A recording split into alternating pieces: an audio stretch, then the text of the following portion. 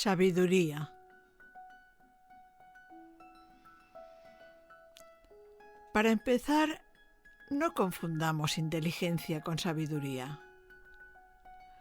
Venimos aquí para aprender.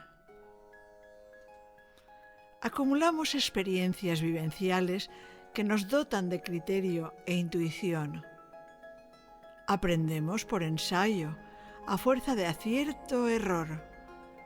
Todos.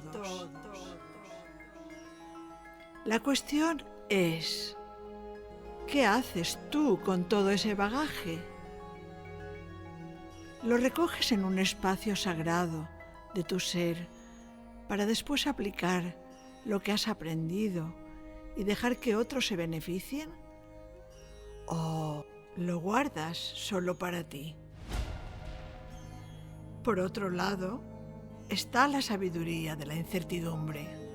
Se trata de renunciar a lo seguro, dejando la zona de confort para abrirnos a las múltiples posibilidades de la creatividad pura, actuando desde la confianza, utilizando la intuición, navegando en la aventura del caos, actuando con inmediatez e inspiración.